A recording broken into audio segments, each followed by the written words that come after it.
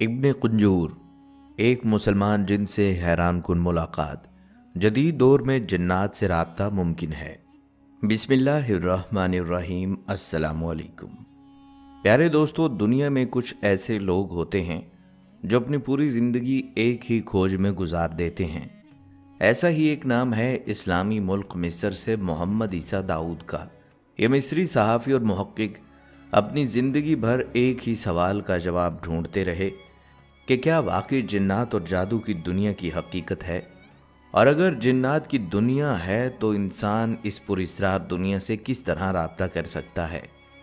मोहम्मद ईसा दाऊद ने इसी राज को समझने के लिए ना सिर्फ तहकीकात की बल्कि इस मौजू पर कई किताबें भी लिखी हैं।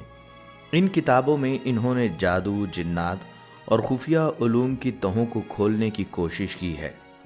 लेकिन इनकी ज़िंदगी का सबसे हैरान कुन वाक़या वो था जब एक मुसलमान जिन ने खुद इनसे राब्ता किया।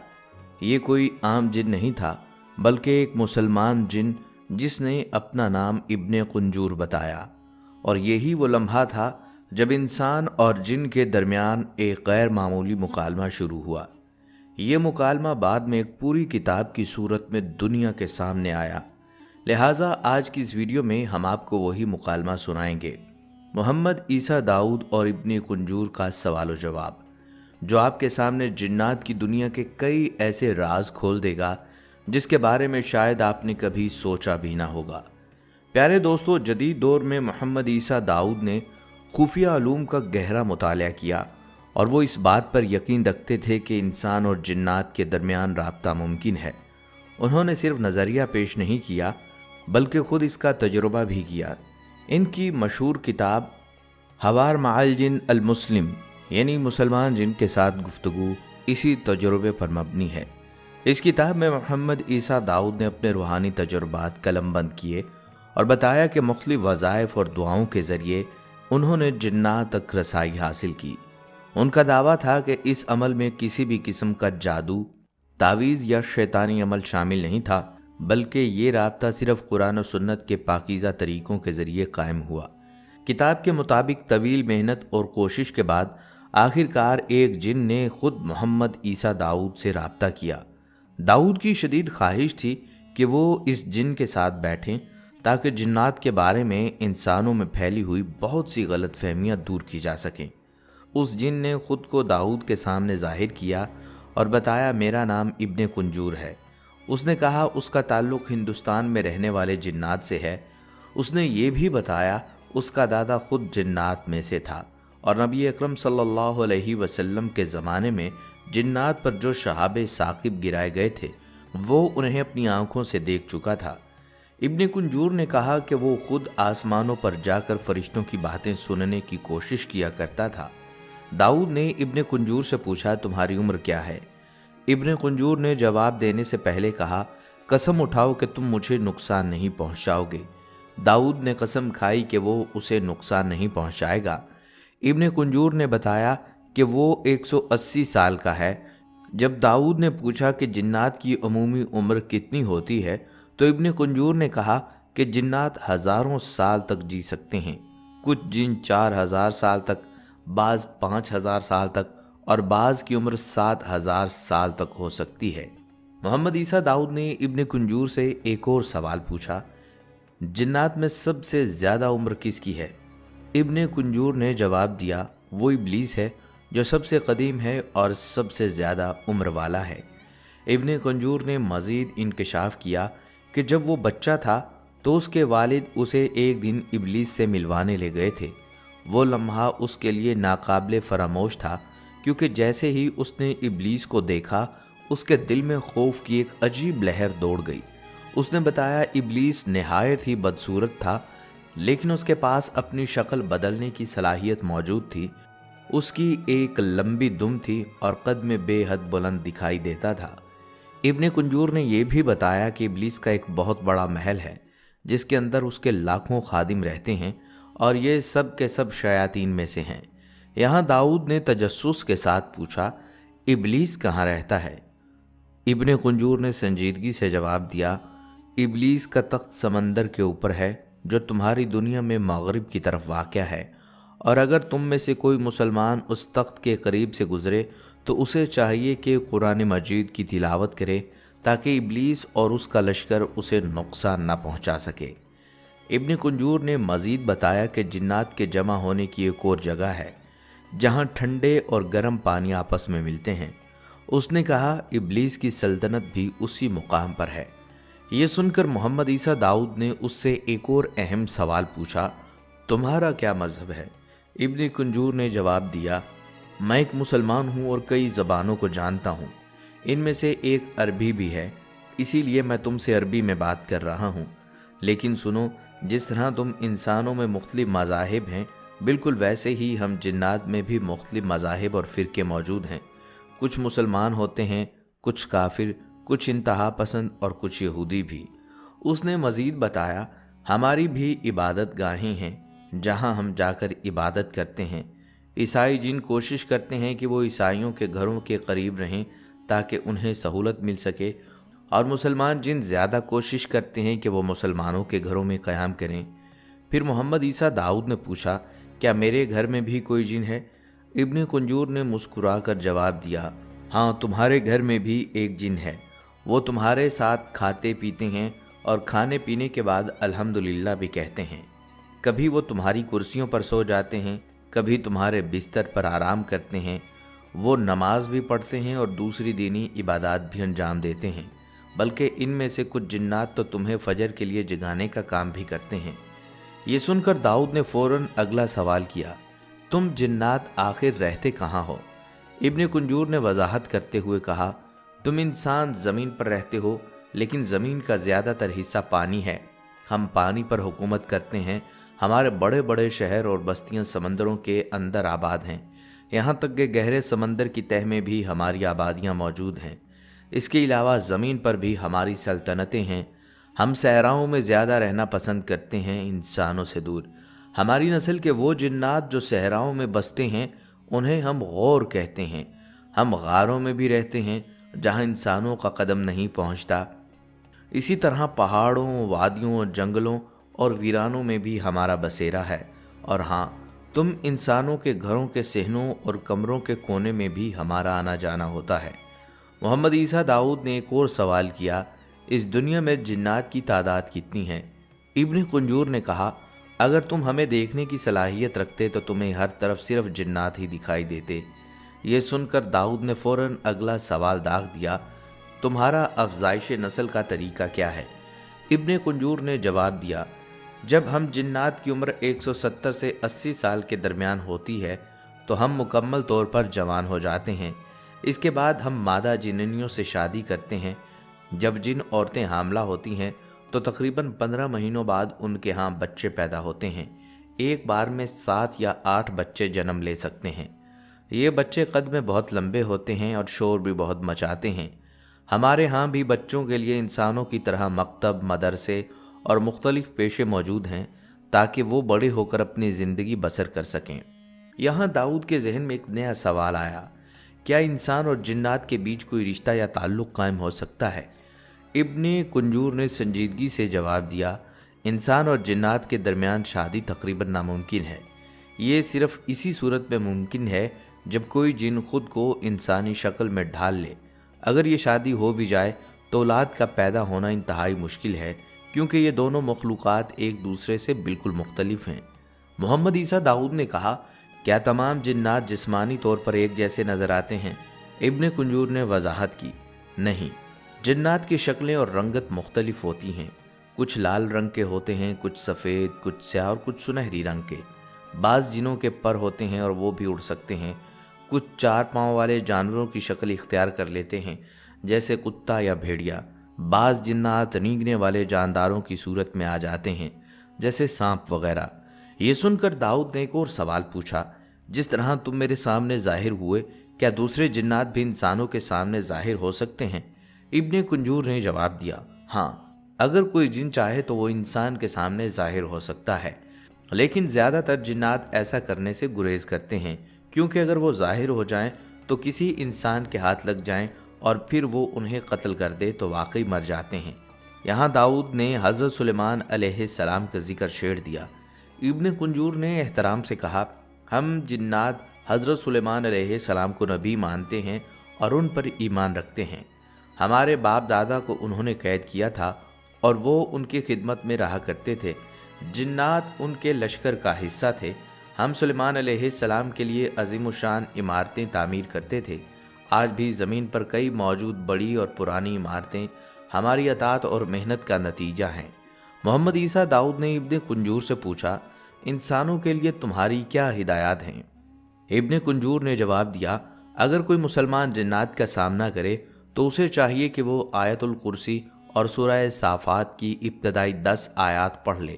یہ آیات جنات کو دور رکھنے کے لیے بہت مؤثر ہیں، اور اگر کوئی مسلمان برمودا ٹرائی اینگل کے قریب قرآن مجید کی تلاوت کرے تو ابلیس اور اس کا لشکر اسے ہرگز نقصان نہیں پہنچا سکتے۔ یہ سن کر داؤد نے ایک اور سوال کیا، اپنے بچوں کے بارے میں کچھ بتاؤ۔ ابن کنجور نے کہا، یہ بات شاید یقین کرنا مشکل ہو، لیکن حقیقت یہ ہے کہ 2 سال کا انسان کا بچہ ہمارے بچوں کو آسانی سے دیکھ سکتا ہے۔ اس سے اندازہ لگایا جا سکتا ہے کہ ہمارے بچوں کی نظر کئی گنا زیادہ تیز اور وسیع ہے۔ محمد عیسیٰ داؤد نے پھر سوال کیا، بڑے سردار جنات کہاں رہتے ہیں؟ ابن کنجور نے تفصیل سے بتایا، بڑے جنات زیادہ تر ان مقامات پر رہنا پسند کرتے ہیں جہاں ٹھنڈے اور گرم پانی کا ملاپ ہوتا ہے۔ یہی وہ مقامات ہیں جہاں ابلیس کا تخت اور اس کے مددگار موجود ہوتے ہیں۔ یہ بات اس حدیث کی یاد دلاتی ہے جس میں نبی کریم صلی اللہ علیہ وسلم نے دھوپ اور سایہ کے بیچ بیٹھنے سے منع فرمایا ہے، کیونکہ یہ جگہ ابلیس کو طاقت دیتی ہے۔ ٹھنڈی اور گرم ہوا کے ملاپ سے جو توانائی پیدا ہوتی ہے اسی کو تم طوفان کہتے ہو۔ یہاں داؤد نے ایک اور سوال داغا، کیا جنات اپنی اصل شکل ظاہر کر سکتے ہیں؟ ابن کنجور نے وضاحت کی، عام جنات اپنی اصل شکل ظاہر نہیں کر سکتے، لیکن عفریت اور مارد قسم کے جنات میں یہ صلاحیت موجود ہوتی ہے۔ البتہ جب کوئی جن اپنی شکل ظاہر کرتا ہے تو وہ کمزور ہو جاتا ہے، اور اس وقت اگر کوئی آیت الکرسی پڑھ لے تو اسے قابو بھی کیا جا سکتا ہے۔ لیکن یہ بات یاد رکھو کہ شکل بدلنے کے اس عمل میں جن کو سخت اذیت اور تکلیف سہنی پڑتی ہے۔ محمد عیسیٰ داؤد نے ابن کنجور سے پوچھا، جنات کو کون سا رنگ زیادہ پسند ہے؟ ابن کنجور نے جواب دیا، ہمیں کالا رنگ پسند ہے، کیونکہ یہ تمام رنگوں کو جذب کرتا ہے اور ہمیں طاقت فراہم کرتا ہے۔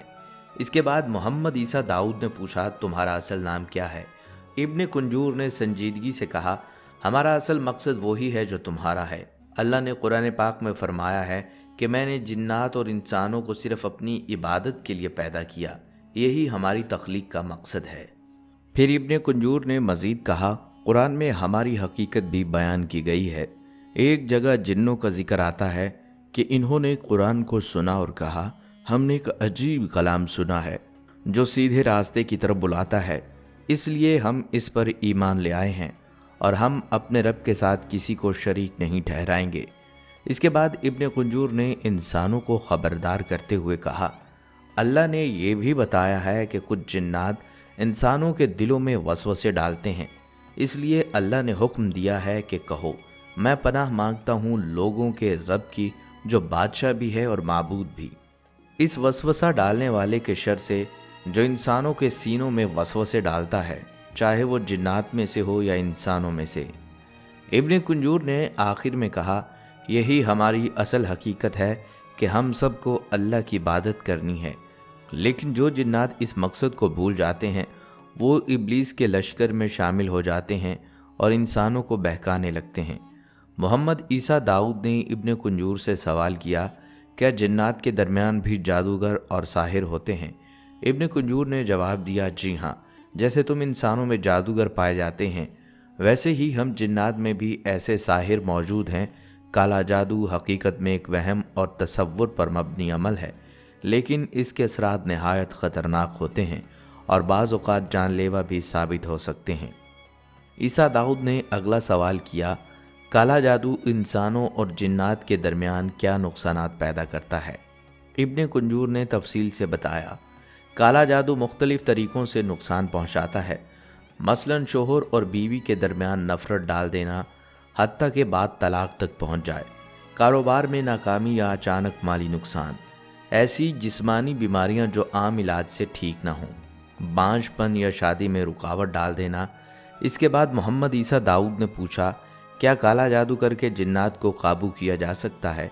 इब्ने कुंजूर ने कहा, जी हाँ, बाज़ जादूगर काला जादू के ज़रिए हम जिन्नात को अपने कब्ज़े में ले आते हैं और फिर इनके ज़रिए दूसरों को नुकसान पहुंचाते हैं। ऐसे असरात में ये बातें आम हैं। इंसान अचानक तन्हाई पसंद हो जाए, उसके चेहरे या जिस्म की रंगत बदल जाए, या वो ख्वाबों में बार बार डरावने और खौफनाक मनाजर देखने लगे। मोहम्मद ईसा दाऊद ने इब्ने कुंजूर से पूछा, जिन्नात से बचाव के लिए कुरान मजीद में क्या हिदायत हैं?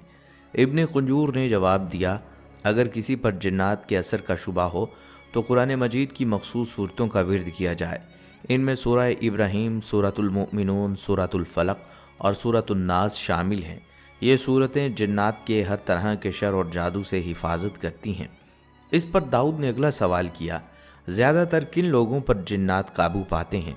इब्ने कुंजूर ने वजाहत की, जिन्नात अमूमन उन लोगों पर असरअंदाज होते हैं वो जो अल्लाह को भूल जाते हैं और गुनाहों में डूबे रहते हैं, वो जो नादानिस्ता तौर पर हमें नुकसान पहुंचा देते हैं, जैसे गर्म पानी डाल देना या भारी चीज़ अचानक गिरा देना, और वो औरतें जो अपनी ज़ेबो ज़ीनत का हद से ज़्यादा इजहार करती हैं क्योंकि जिन्नात को हसीन ख़वातीन पसंद आती हैं। प्यारे दोस्तों, इब्ने कुंजूर ने अपनी गुफ्तगू में वो पहलू उजागर किए जो आम इंसानों की नज़रों से ओझल रहते हैं। जिन्नात की उम्रें, उनकी बस्तियाँ, उनके मज़ाहिब, उनकी इबादत गाहें, हत्ता कि उनकी रोज़मर्रा की ज़िंदगी के वो राज भी जो हम जैसे इंसान कभी सोच भी नहीं सकते। और अगर गौर किया जाए तो इब्ने कुंजूर की बातों में ऐसी कोई चीज़ नहीं जो कुरान और हदीस के मुनाफी हो। कुरान करीम ने सूरतुल जिन में साफ अल्फाज में बयान किया है कि जिन्नात भी तुम्हारी तरह के मुख्तलिफ ग्रोहों और फ़िरक़ों में बटे हुए हैं, इनमें नेक भी हैं और बदकार भी। नबी सल्लल्लाहु अलैहि वसल्लम ने भी बारहा जिन्नात का जिक्र फरमाया और हमें इनके शर से बचने की दुआएं और सूरतें सिखाईं। इसलिए जब इब्ने कुंजूर ने अपने तजुर्बात और किस्से सुनाए तो वो दरअसल इन्हीं हक़ाइक़ की तरफ इशारा कर रहा था। प्यारे दोस्तों, इस सारी गुफ्तगू से ये बात यकीनी तौर पर सामने आई है कि जिन्नात की दुनिया इंसानों की दुनिया से कहीं ज़्यादा कदीम, वसी और पुरअसरार है। लेकिन ये तो सिर्फ शुरुआत है। मोहम्मद ईसा दाऊद की तहकीक और तजुर्बात में ऐसे कई और हैरान कुन वाक़यात भी मिलते हैं जिनका हमने अभी जिक्र नहीं किया। अपनी किताब में वो एक सहाबी जिनका वाक़या बयान करते हैं, वो लिखते हैं कि इब्ने जोज़ी ने अपनी किताब में हज़रत सहल बिन अब्दुल्ला से एक वाक़या नकल किया है। हज़रत सहल फरमाते हैं कि एक मुकाम पर मैंने एक बूढ़े जिन को देखा जो बैतुल्लाह की तरफ रुख करके नमाज पढ़ रहा था। उसने ओन का जुब्बा पहन रखा था और उस जुब्बा से अजब नूर और रौनक झलक रही थी। नमाज मुकम्मल करने के बाद मैंने उसे सलाम किया। उसने जवाब दिया और कहा, तुम इस जुब्बा की रौनक से ताज्जुब कर रहे हो। ये जुब्बा 700 साल से मेरे बदन पर है। इसी जुब्बा में मैंने हज़रत ईसा अलैहिस्सलाम से मुलाकात की थी और इसी जुब्बा में मैंने मोहम्मद मुस्तफ़ा सल्लल्लाहु अलैहि वसल्लम की ज़ियारत की, और मैं उन जिन्नात में से हूँ जिनके बारे में सूरतुल जिन नाजिल हुई।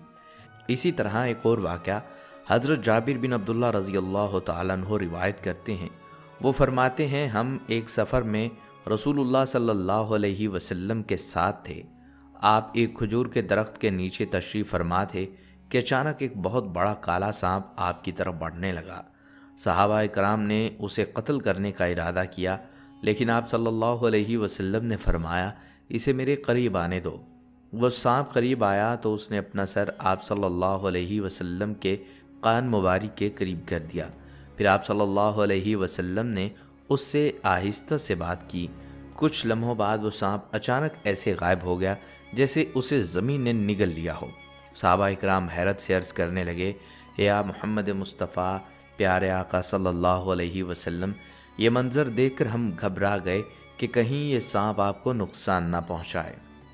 आप सल्लल्लाहु अलैहि वसल्लम ने फरमाया, ये सांप नहीं था बल्कि जिन्नों की जमात की तरफ से एक जिन मेरे पास आया था। वो कुरान मजीद की एक सूरत की चंद आयात भूल गया था। जिन्नों ने उसे मेरे पास भेजा ताकि वो आयात मालूम कर ले। मैंने उसे वो आयात याद करवा दी और फिर वो अपने कबीले की तरफ वापस चला गया। इसी तरह दोस्तों, एक मशहूर सहाबी हज़रत अब्दुल्ला बिन ज़ुबैर रज़ी अल्लाह तआला अन्हु फरमाते हैं کہ ایک رات انہوں نے کچھ غیر معمولی عورتوں کو طواف کعبہ کرتے دیکھا۔ یہ عورتیں عام انسانوں کی طرح نہیں تھیں۔ حضرت عبداللہ رضی اللہ تعالیٰ عنہ حیرت میں مبتلا ہو گئے۔ جب وہ فارغ ہو گئیں تو باہر نکلیں، میں ان کے پیچھے چل پڑا۔ وہ چلتی رہیں یہاں تک کہ ایک ویران جنگل میں پہنچ گئیں جہاں کچھ بڑی عمر کے افراد بیٹھے تھے۔ انہوں نے مجھ سے پوچھا، اے ابن زبیر، آپ یہاں کیسے آئے؟ میں نے جواب دینے کی بجائے سوال کیا، آپ لوگ کون ہیں؟ انہوں نے کہا، ہم جنات ہیں۔ میں نے اپنا پیچھا کرنے اور یہاں آنے کی وجہ بتائی تو انہوں نے کہا، یہ ہماری عورتیں یعنی جننیاں ہیں۔ اے ابن زبیر، آپ کھانے میں کیا پسند فرمائیں گے؟ میں نے کہا، تازہ پکی کھجوریں۔ حالانکہ اس وقت مکہ مکرمہ میں تازہ کھجوریں کہاں تھیں، لیکن وہ فوراً میرے پاس پکی تازہ کھجوریں لے آئے۔ میں نے وہ کھا لی، پھر کہا جو بچ گئیں انہیں ساتھ لے جائیں۔ حضرت عبداللہ بن زبیر رضی اللہ تعالیٰ عنہ فرماتے ہیں کہ میں نے وہ بچی ہوئی کھجوریں اٹھا لیں اور گھر واپس آ گیا۔ اسی طرح حضرت عطا بن ابی رباح رحمۃ اللہ علیہ فرماتے ہیں کہ حضرت عبداللہ رضی اللہ تعالیٰ عنہ مسجد حرام میں موجود تھے کہ ایک سفید اور سیاہ رنگ کا چمکیلا سانپ آیا۔ اس نے بیت اللہ شریف کا طواف کیا، پھر مقام ابراہیم کے پاس جا کر گویا نماز ادا کی۔ حضرت عبداللہ رضی اللہ تعالیٰ عنہ نے اس کے پاس جا کر فرمایا، اے سانپ، شاید تم نے عمرے کے ارکان پورے کر لیے ہیں اور اب میں تمہارے بارے میں یہاں کے ناسمجھ لوگوں سے ڈرتا ہوں۔ چنانچہ وہ سانپ گھوما اور آسمان کی طرف اڑ گیا۔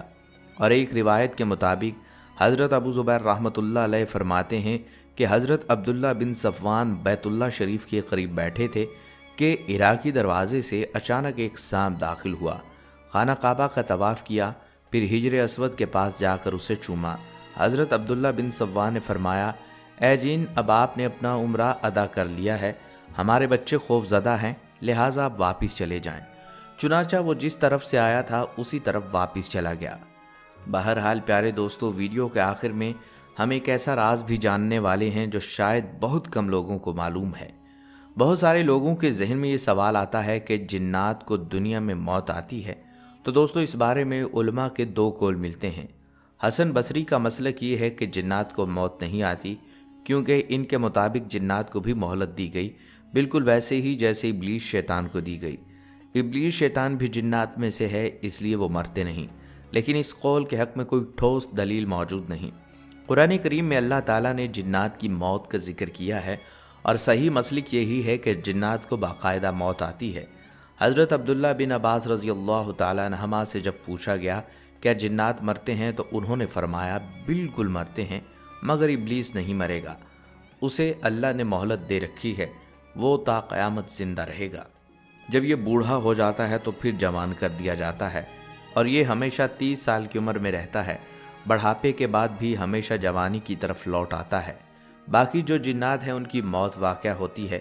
اور جہاں تک جنات کی روح قبض کرنے کا سوال ہے تو حضرت عبداللہ بن عباس سے روایت ہے کہ 4 قسم کے فرشتے روح قبض کرتے ہیں۔ ایک فرشتہ جو انسانوں اور فرشتوں کی روح قبض کرتا ہے یعنی ملک الموت۔ جنات کی روح قبض کرنے کے لیے ایک الگ فرشتہ مقرر کیا گیا ہے۔ جانوروں کی روح قبض کرنے کے لیے ایک الگ فرشتہ ہے۔ چوپایوں کی روح قبض کرنے کے لیے بھی ایک مخصوص فرشتہ ہے۔ یوں 4 قسم کے فرشتے ہر مخلوق کی روح قبض کرنے کے لیے مقرر ہیں، تاکہ اللہ کے حکم سے زندگی اور موت کا نظام قائم رہے۔